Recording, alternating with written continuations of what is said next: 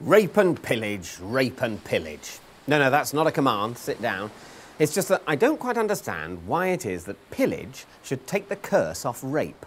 Because it does, doesn't it? The Vikings raped and pillaged their way through the north sounds a lot merrier than a gang of Norwegian sailors are suspected of a series of rapes in the Sunderland area. Add pillage to rape, and suddenly it has a certain air of knockabout fun. But pillage is bad enough by itself. It's theft, looting and arson. Being pillaged would be an awful thing to happen to anyone. What it definitely isn't is a spoonful of sugar to help the rape go down. Nonetheless, put them together and these two awful crimes apparently cancel each other out.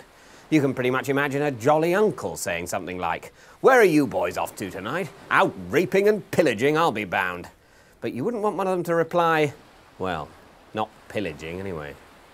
I suspect the answer is that it happened a long time ago, so it's funny.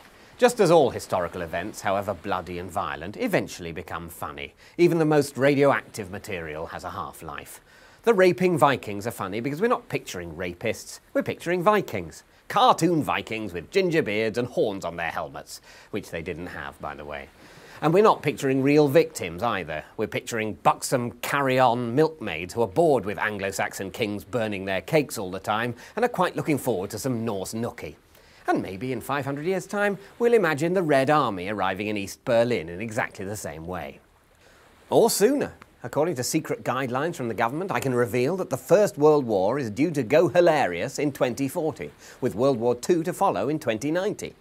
Obviously, we've already reached the point where you can set a sketch or even a sitcom in either war, but they're not properly uncomplicatedly funny yet. But at the point when everyone who fought in them, and everyone who remembers anyone who fought in them has died, they will surely become as comic as the Vikings or the Spanish Inquisition. You may think I'm making light of the more recent victims, but I'm not. We're all making light of the less recent ones. People from history had souls and feelings just like us.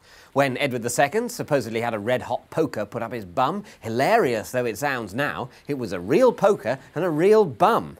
And the raping and pillaging Vikings were essentially a terrorist insurgency. They had to come by sea, which makes them more fun. They wore fancy dress, inasmuch as they were dressed as Vikings, and crucially, they did it all 1,000 years ago. So what history tells us is that if you want to get away with an atrocity, try to commit it a millennium ago, and if at all possible, spread a rumour that you were wearing a funny hat.